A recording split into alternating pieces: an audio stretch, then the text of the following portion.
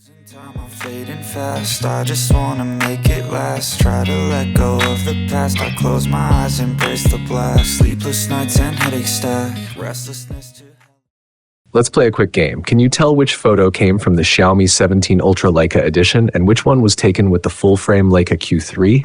Did you get it right? It really makes you wonder, is Xiaomi trying to flip the traditional camera hierarchy on its head? Today, I'm walking you through my hands-on comparison between the Xiaomi 17 Ultra Leica Edition, which costs a little over £850, and the Leica Q3 camera, priced at around £5,340. Just like before, I'm not going to get lost in spec sheets. Instead, this is all about real-world experience. A quick shout out to my tech partner from China for sharing this video. A big thank you for making this possible. Hey everyone, it's Maiky from techmaiky. If you love staying updated with the latest gadgets, make sure to subscribe and hit the notification bell so you never miss out on our exciting tech content. Now, let's dive into the unboxing. These days, it feels like every smartphone brand is teaming up with famous camera companies. But let's be honest, most phone buyers aren't photographers, and many don't truly understand what brands like Leica, Hasselblad, or Zeiss represent in the photography world. Sure, modern phones already take great pictures on their own, so what does this collaboration really mean? Is it just branding, or is there something deeper? With the Xiaomi 17 Ultra Leica Edition, you can actually see and feel the partnership. The Leica influence is obvious right away, from the color tones and system UI to the camera fonts and layout, plus that iconic red logo that instantly screams Leica. As far as I know, this is the first time Leica has officially allowed its red badge on a smartphone. Xiaomi even throws in a premium-feeling lens cap with the Leica logo engraved on it. That said, I do have mixed feelings about the lens cap. Phones are supposed to be quick and convenient, and constantly taking it off gets annoying. Plus, there's always that little fear of scratching the metal. It feels like Xiaomi is leaning into Leica's refined traditional camera vibe, maybe a bit too much for a phone. From devices like the Vivo X300 Pro all the way to this Xiaomi 17 Ultra, flagship phone cameras have genuinely impressed me again and again.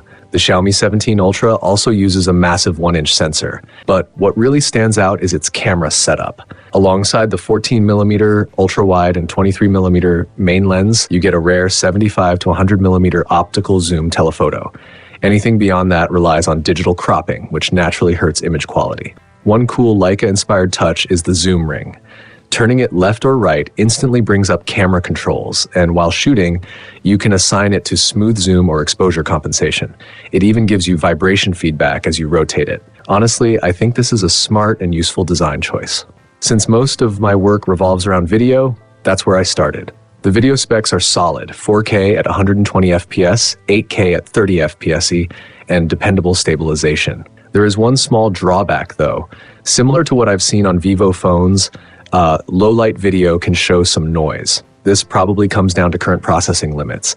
I expected it, and while it's not perfect, it's still very usable for everyday shooting. But the longer I use the phone, the more I realize that photography is where it truly shines. Just look at the camera menu, it tells the whole story. You get 7 dedicated photo modes like live action, professional, street photography, portrait, 200 megapixel, and Leica one-shot. Meanwhile, video gets a single option: recording. That alone shows where Xiaomi put its focus. After spending serious time with it, I can confidently say this phone is a street photography beast. This is where the real Leica collaboration comes alive.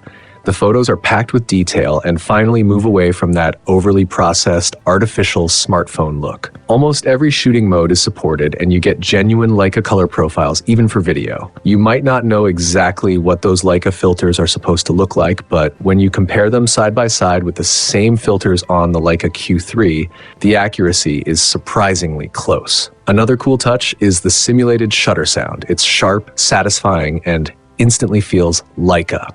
This phone is packed with little details like that. In portrait mode, it even recreates the bokeh styles of different Leica lenses. After you take a photo, there's also a second round of cloud-based processing that cleans up small imperfections. The algorithm isn't flawless every single time, but most of the time it does a surprisingly good job. Paired with Leica's color tuning, some shots can easily pass for photos taken on the Q3. The street photography mode is also worth talking about. It almost perfectly copies the Leica Q3's one-tap cropping interface, letting you quickly jump between focal lengths. It sounds like a small feature, but in real shooting, it makes a big difference. Framing and capturing photos feels smooth, relaxed, and very intuitive. My personal favorite feature is tucked away in the corner, Leica Shift Mode. This one really stands out. It even recreates the black and white film looks inspired by two legendary Leica cameras, the M9 and the M3. You can definitely feel that classic vibe coming through. So the big question is, can the Xiaomi 17 Ultra Leica Edition actually go head-to-head with the Leica Q3, which costs about 6 times more? Even though the filter colors are similar and some of the UI design feels familiar, and even though the phone is already impressive, the massive difference in sensor size makes it nearly impossible to truly compete with the Q3. In terms of resolution, this phone is similar to other camera-focused smartphones, shooting at 12.5 megapixels by default. You can manually switch to a 50 megapixel mode, plus there's a separate 200 megapixel telephoto option. Honestly, I feel that the 200 megapixel mode is more of a marketing feature than something truly practical. In real-world use, the zoom you get from 50 megapixel and 200 megapixel feels pretty similar. That's because the 200 megapixel relies heavily on computational processing. It's not like the 100 megapixel output from Hasselblad medium format cameras, where you can crop freely without losing much quality. When you compare its resolution to the 65 megapixel full frame Leica Q3 or the 50 meg medium format Hasselblad XED2, it clearly falls behind. That said, to be fair, it holds up quite well against the Leica DX8, which costs over £1,100, since the sensor gap there isn't as dramatic. On top of that, thanks to Xiaomi's algorithms, the phone actually delivers better low-light performance and background blur than the DX8. Overall, the entire Xiaomi 17 lineup has done a solid job, especially the 17 Ultra Leica Edition. Just being compared to a Leica camera is already a huge compliment. For Leica, though, it's not only about colors and shooting experience. It's also about brand emotion and legacy, something a smartphone simply can't replace. Still, I hope Xiaomi keeps pushing forward and improving. Thanks for watching. If you enjoyed this tech deep dive, don't forget to subscribe and join our tech family. I'll see you in the next video.